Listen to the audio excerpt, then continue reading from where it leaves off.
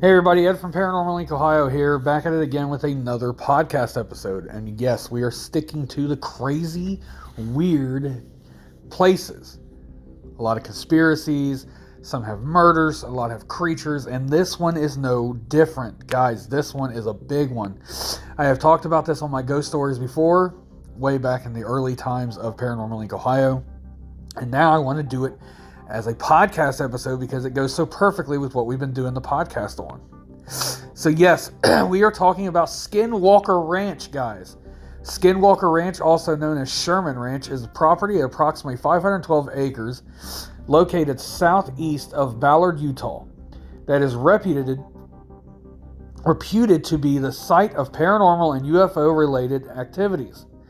Its name is taken from the Skinwalker of Navajo legend concerning vengeful shamans. So, Skinwalker Ranch is in Unitah County, Utah. The nearest city to that is Gallard, Utah, guys. So, UFO reports in the Unitah Basin were publicized in the 1970s. Claims about the ranch first appeared in 1996 in the Salt Lake City, Utah Desert News, and later in the alternative weekly Las Vegas Mercury, as a series of articles by investigative journalist George Knapp. These early stories detailed the claims of a family that allegedly experienced inexplicable and frightening events after they purchased and occupied the property.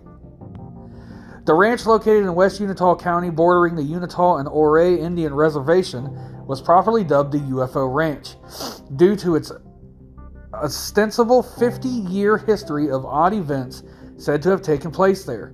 According to Kellar and Knapp, they saw and investigated evidence of close to 100 incidents that include vanishing and mutilated cattle, sightings of unidentified flying objects or orbs, large animals with piercing red eyes that they say were unscathed when struck by bullets, and invisible objects emitting destructive magnetic fields. Among those involved were retired U.S. Army Colonel John B. Alexander, who characterized the NIDSCI effort as an attempt to get hard data using a standard scientific approach. However, the investigators admitted to difficulty obtaining evidence consistent with scientific publication. Cattle mutilations have been part of the folklore of the surrounding area for decades. When NIDSCI founder Robert Bigelow purchased the ranch for $200,000, this was reportedly the result of his having been convinced by the stories of mutilations that included tales of strange lights and unusual impressions made in the grass and soil told by the family of former ranch owner Terry Sherman. According to skeptical author Robert Schaefer, the phenomenon at Skinwalker Ranch is almost certainly illusionary. Not only was the several years-long monitoring of Skinwalker Ranch by NIDSCI unable to obtain proof of anything unusual happening, but also the people who owned the property prior to the Shermans, a family whose members lived there 60 years, deny that any mysterious phenomena of any kind occurred there. Schaefer says the presumptuous explanation, man, I cannot read. You know what, guys, I'm going to go back to school. I'm going to go back to school and learn how to write better, because I screw up every time. And like I always say, if you're not here for the paranormal, then you're here to try to read my own writing. Explanation is that the supernatural claims about the ranch were made by the Sherman family prior to selling it to the gullible Bigelow Schaefer. Sorry guys, I'm having some technical difficulties here. Hold on just 1 second. My microphone wants to keep cutting out. Okay, alright, I think I got it. Alright guys, here we go, let's try that again. Prior to selling it to the gullible Bigelow, Schaefer wrote that many of more extraordinary claims originated solely from Terry Sherman, who worked as a caretaker after the ranch was sold to Bigelow. In 1996, skeptic James Randi awarded Bigelow a Pegasus Award for funding the purchase of the ranch and for supporting Johnny Mack's and Bud Hopkins' investigations. The award category designated Bigelow as the funding organization that supported the most useless study of a supernatural, paranormal, or occult. Here's past and previous owners of Skinwalker Ranch. 1934 to 1994 was Kenneth and Edith Myers.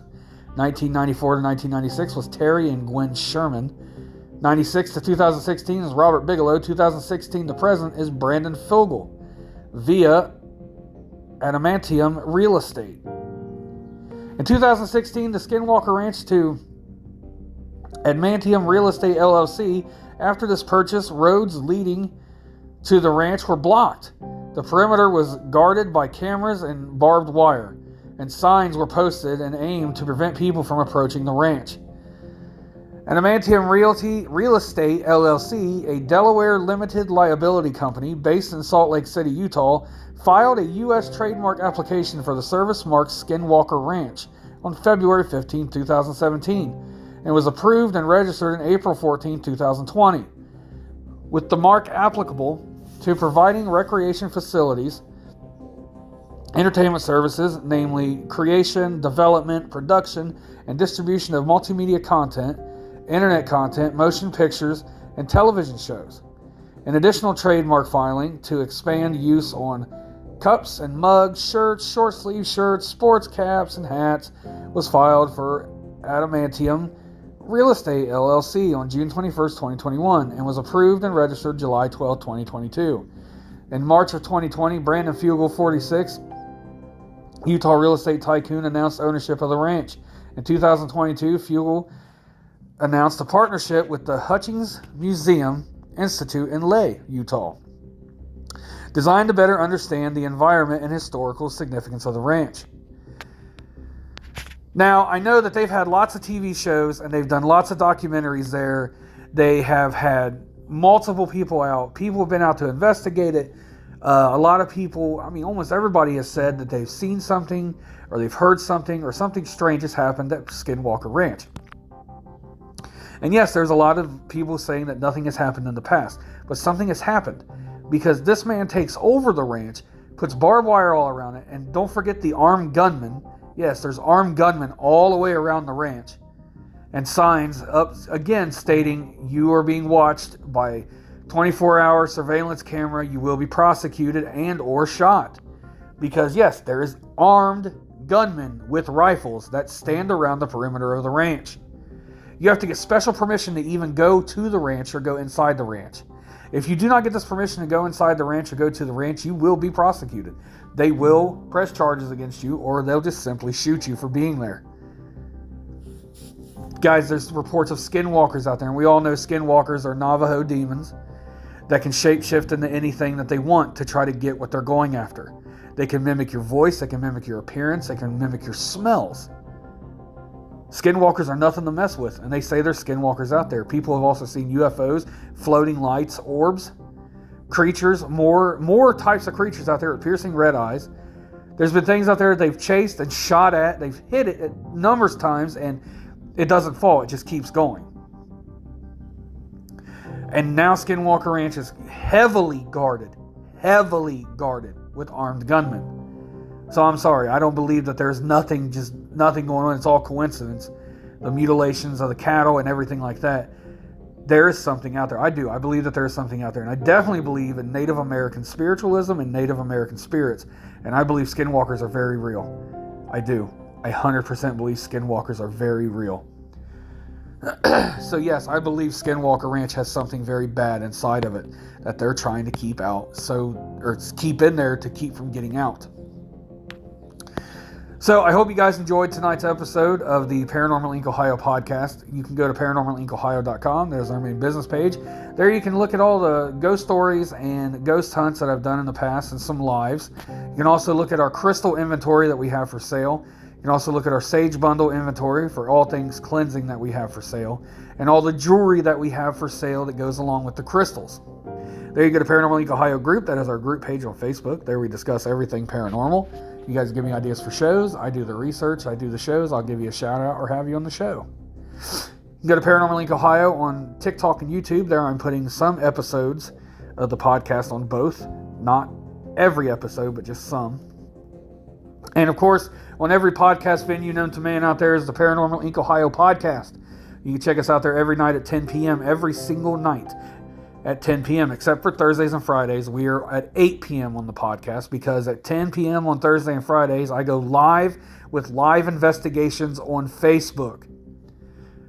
And those are at 10 p.m. on Thursday and Fridays. So I love you guys oh so very much. Thank you so much for all the support and the love that you guys give to the podcast, to the Facebook channel, to anything of Paranormal Inc. Ohio. Thank you guys. I hope you have a great night. You guys will hear me again tomorrow.